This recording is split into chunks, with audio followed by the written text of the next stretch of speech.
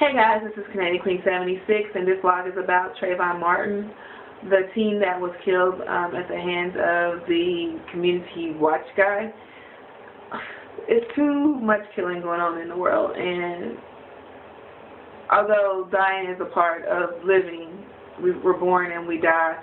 How we die is always a huge, huge deal. He was racial profiled, and after listening to the 911 tape of Zimmerman calling to say he found, someone who's suspicious, and then him saying the racial slur, which I did hear.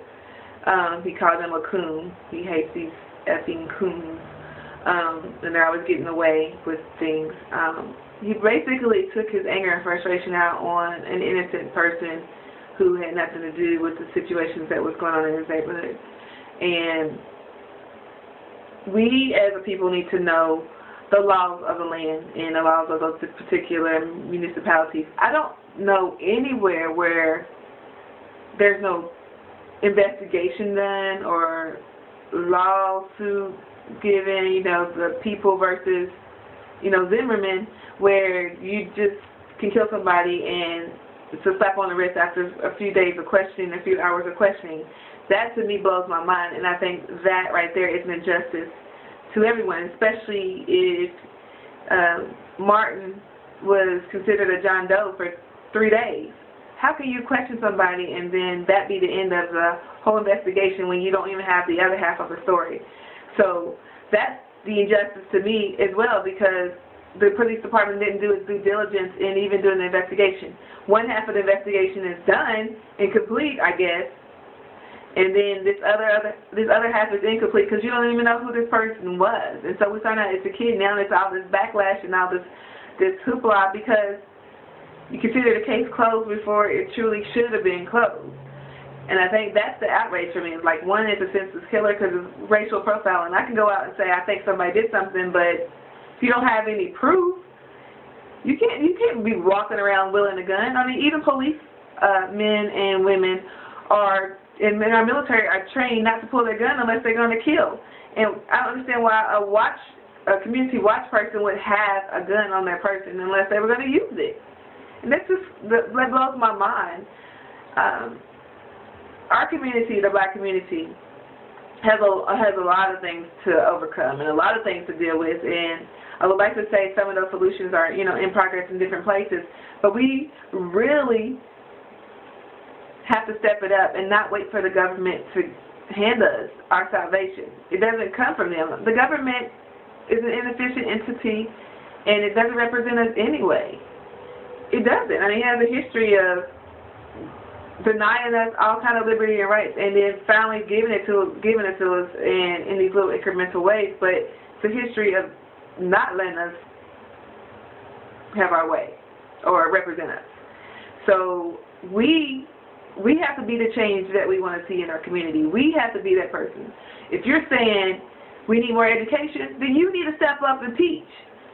I'm not saying teach, school or anything, but be that person who's around those kids and teach them how to be a woman, teach them how to be a man, teach them how to love their family and put their family first.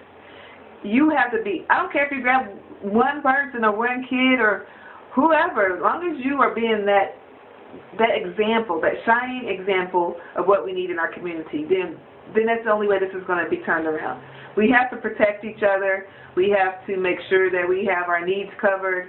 We have to make sure that our children are born in secure environments. That includes a mom and a dad and a family. We can't go around bringing kids into this world expecting them to have everything that they need if when they're coming into the world they're born to people who are not ready. So we need to network. Single parents, we need to network. And I'm not saying I have children, but I network with other people to help with their children. A network. It's like we have to be fair because these kids are our future. Right now, I don't consider myself a young adult, but I guess depending on what age bracket you put me in, I'll be a young adult and I might be a woman. I've latched on to women over here, older women, to help mentor me, but I have to do that myself. I haven't had people come and then mentor me. But I have had strong aunts that have had my back. But if I wanted to be successful, I had to latch onto those people who showed that success to me. And I also have to reach back and do that for the younger women younger than me. I can't just keep all this knowledge within myself, and I can't just continue to let them fail and bump their heads. You have to be there. It takes a lot of coming out of your comfort zone to do that, but you do have to be that change. So it's unfortunate. There's a lot of things going on. Yes, the rallies are great, but we have to figure out the law. So you got to get in there and make sure that justice is served. And we've had several instances, just like Trayvon's instance in my state. I almost thought that we were talking about Trayvon. We were talking about another kid. So it's happening everywhere, and it's not going to stop. The world's a crazy place to be in, but you can do your part to protect someone older, younger than you. You can be that change. Education starts at home. Don't wait for somebody to do it. You do it. You do something. And I'm holding myself to that same standard. I'm holding myself to what I'm saying right now. I simply must be the change I want to see in my community.